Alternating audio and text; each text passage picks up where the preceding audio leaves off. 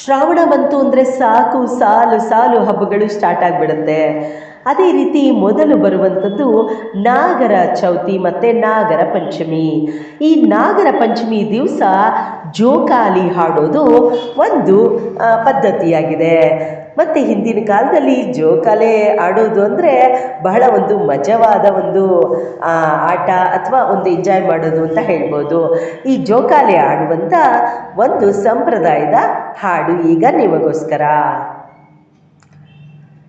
ಜೋಕಾಲಿ ಒಟ್ಟಾಗಿ ಚೀಕೋಣ ಬನ್ನಿ, ಜೋಕಾಲಿ ಒಟ್ಟಾಗಿ ಜೀಕೋಣ ಬನ್ನಿ, ಶ್ರಾವಣದ ಗಾಳಿಗೆ ತೇಲೋಣ ಬನ್ನಿ, ಶ್ರಾವಣದ ಗಾಳಿಗೆ ತೇಲೋಣ ಬನ್ನಿ, ಮುಗಿಲನು ಮುಟ್ಟುವಂತೆ ಹಾರಲಿ ಉಯ್ಯಾಲೆ ತೇಲೋಣ ಬನ್ನಿ, ನಗುವಿನ ಅಲೆ ಅಲೆ ಮುಗಿಲನು ಮುಟ್ಟುವಂತೆ ಹಾರಲಿ ಉಯ್ಯಾಲೆ ತೇಲೋಣ ಬನ್ನಿ, ನಗುವಿನ ಅಲೆ ಅಲೆ ಜೋಕಾಲಿ ಒಟ್ಟಾಗಿ ಜೀಕೋಣ ಬನ್ನಿ.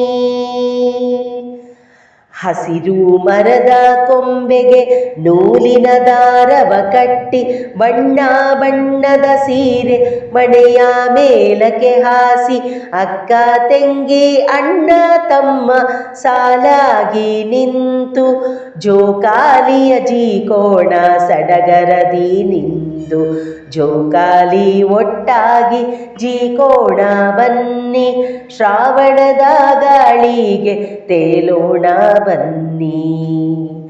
ಮೇಲಕ್ಕೆ ಏರುವಾಗ ಹಕ್ಕಿಯಂತೆ ಹಾರುತ್ತಾ, ಕೆಳಗೆ ಬರುವಾಗ ತಂಗಾಳಿಯ ಸವಿಯುತ್ತ, ಅಣ್ಣ ನಿಂತು ತಂಗಿಯ ಜೋರಾಗಿ ತೂಗಲು, ತಂಗಿಯ ಮುಖದಲ್ಲಿ ಮೂಡಲಿ ಮುಗುಳ್ನಗು, ಜೋಕಾಲಿ ಒಟ್ಟಾಗಿ ಜೀಕೋಣ ಬನ್ನಿ, ಶ್ರಾವಣದ ಗಾಳಿಗೆ ತೇಲೋಣ ಬನ್ನಿ.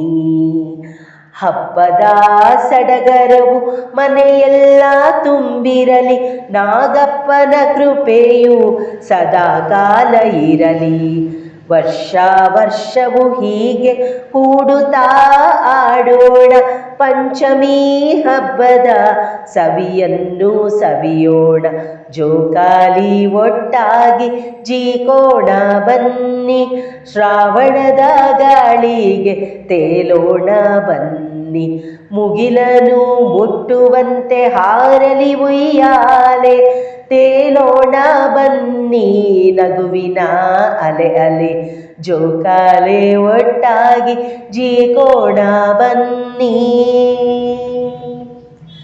ನಮ್ಮ ಹಳೆ ಕಾಲದ ಸಂಪ್ರದಾಯದ ಹಾಡುಗಳು ಎಷ್ಟು ಚೆನ್ನಾಗಿದೆ ಅಲ್ವಾ?